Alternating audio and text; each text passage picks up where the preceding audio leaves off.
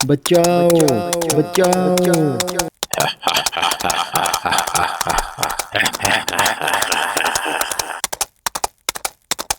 बचाओ बचाओ।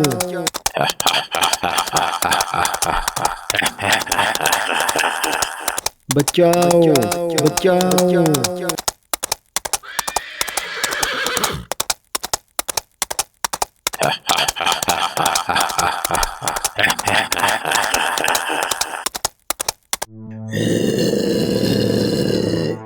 गांव वालों, तुम मेरे हाथों से बचकर नहीं भाग पाओगे।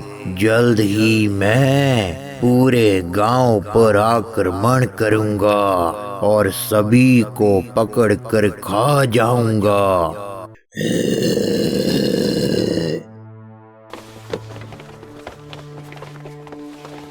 बचाओ बचाओ, हमें बचाओ मुखिया जी, उस मायावी राक्षस से हमें बचाइए। आज फिर उसने जंगल में हमारे एक लकड़हारे को मार डाला है। अगर ऐसा ही चलता रहा तो हम अपना पेट कैसे भरेंगे? कुछ कीजिए मुखिया जी, कुछ कीजिए।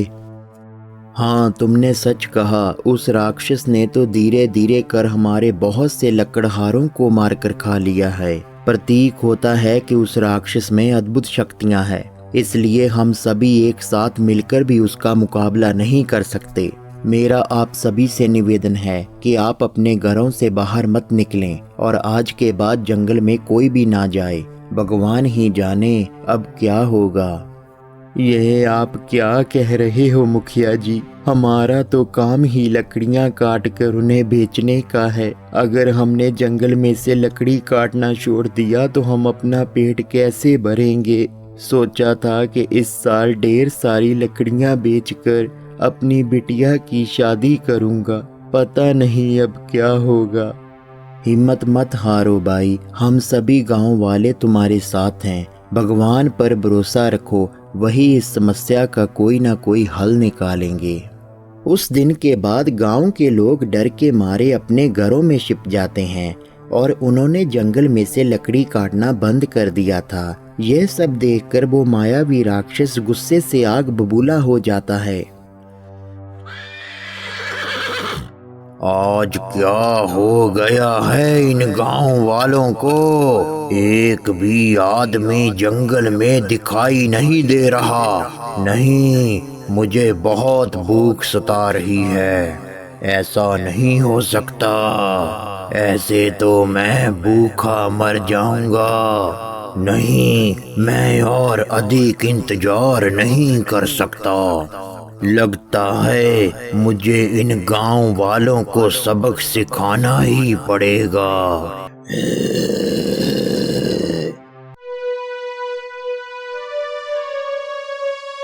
गांव वालों के घरों में चूल्हा जलाने के लिए लकड़ियां खत्म हो जाती हैं, इसलिए कुछ दिनों के बाद गांव के बच्चे भूख से तड़पने लगते हैं। पिताजी, आज पूरे 4 दिन हो चुके हैं, हमने अन्न का एक दाना भी नहीं खाकर देखा। अगर कुछ दिन और घर पर चूल्हा नहीं जला तो मैं भूख से मर जाऊंगा। ऐसा मत बोलो बेटा, ऐसा मत बोलो। भगवान पर भरोसा रखो। तुम तो जानते ही हो, जंगल में से लकड़ी लेकर आना अपनी मौत को बुलावा देने जैसा है। बस कुछ दिन और इंतजार करो बेटा, सब ठीक हो जाएगा। ऐसे ही गांव वालों ने अपने घरों में छुपकर कुछ दिन और इंतजार किया।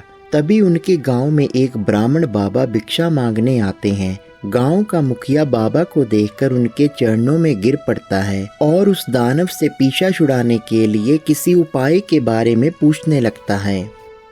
हमें क्षमा करें बाबा, हमारे पास आपको देने के लिए कुछ नहीं बचा। सारा गांव भूख से तड़प रहा है। लकड़हारों का जीवन तो जंगल पर ही निर्भर होता है, परंतु जंगल में एक मायावी राक्षस घुस आया है, जिसकी वजह से हम सभी बेरोजगार हो चुके हैं।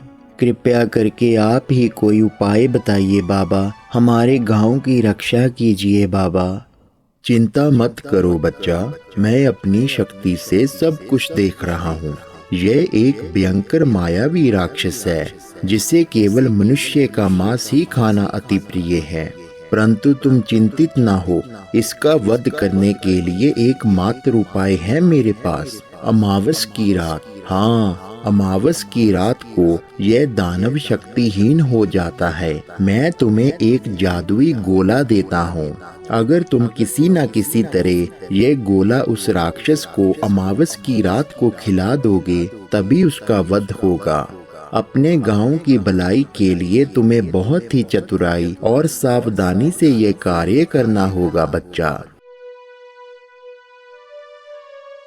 ब्राह्मण बाबा मुखिया को वो जादुई गोला देकर वहां से चले जाते हैं। मुखिया ने उसके बारे में दूसरे लकड़हारों को बताया और सभी अमावस की रात होने का इंतजार करने लगे।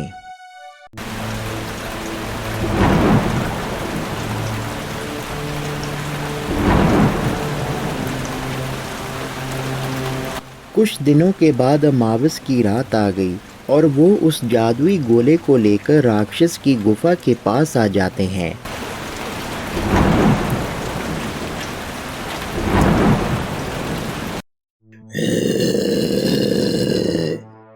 वो धीरे धीरे उसकी गुफा के भीतर चले जाते हैं। उन्हें देखकर वो दानव गुस्से से आग बबूला हो जाता है। मेरी गुफा में घुसने की तुम्हारी हिम्मत कैसे हुई? लगता है तुम्हें अपने प्राणों की चिंता नहीं है। ये क्या तुम्हारे हाथ में ये चमकती हुई चीज क्या है? सावधान मुखिया जी, अगर इसे पता चल गया तो ये इसे कभी नहीं खाएगा और हम इसे कभी नहीं मार सकते। आप कोई ऐसी तरकीब लगाइए कि ये अपने आप ही इस जादुई गोले को खाने के लिए मजबूर हो जाए। अरे भाई, हमें माफ कर दो, हमें रास्ता भूल गया था, इसलिए हम गलती से तुम्हारी गुफा में आ गए हैं। हम अभी यहाँ से चले जाते हैं। वो सब छोड़ो, मैं पूछ रहा हूँ कि ये तुम्हारे हाथ में क्या है? मेरे सवाल का उत्तर क्यों नहीं दे रहे हो तुम? माफ करना हुजूर, मैं आपको सारी बात बताता हूँ। हम एक इच्छाधारी नाग नागिन की गुफा के पास से लौट रहे थे कि तभी हमारी नजर एक चमत्कारी अंडे पर पड़ी। नाग नागिन आपस में बातें कर रहे थे कि ये एक शक्तिशाली अंडा है, जिसने भी इसे खा लिया वो अधिक शक्तिशाली हो जाएगा और उसका वध कोई नहीं कर सकता। इसलिए हम इसे चुरा कर ले आए हैं। अब हम सभी गांव वाले मिलकर इस अंडे को खाएंगे और सभी शक्तिशाली हो जाएंगे। अच्छा, तो अब समझ में आया। तुम सभी मिलकर मेरे खिलाफ साजिश रच रहे थे। अब यह अंडा तुम नहीं, मैं खाऊंगा और अधिक शक्तिशाली हो जाऊंगा। लाओ, मुझे दो ये अंडा। नहीं नहीं, हम इसे तुम्हारे हाथों में कभी नहीं देंगे। भाई भागो यहाँ से, भागो जल्दी से भाई। भाग कर कहाँ जाओगे? अब तो इसे मैं ही खाऊंगा। वो दोनों उस दानव से बचने के लिए उसके आगे आगे भागने लगे और तभी मुखिया ने अपनी चतुराई से उस जादुई गोले को नीचे गिरा दिया और दोनों वहां से भाग निकले। वो दानव उस जादुई गोले को देखकर जोर जोर से हंसने लगा। उसने तुरंत ही उसे अपने हाथ पे उठाया और खाने के लिए बेचैन होने लगा।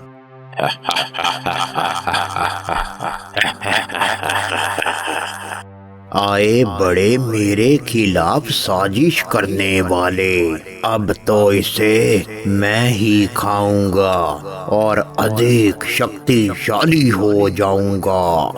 देखते ही देखते उस दानव ने उस जादुई गोले को ग्रहण कर लिया। उस जादुई गोले को खाते ही उस दानव का रंग फीका पड़ने लगा और वह जोर जोर से चिल्लाने लगा।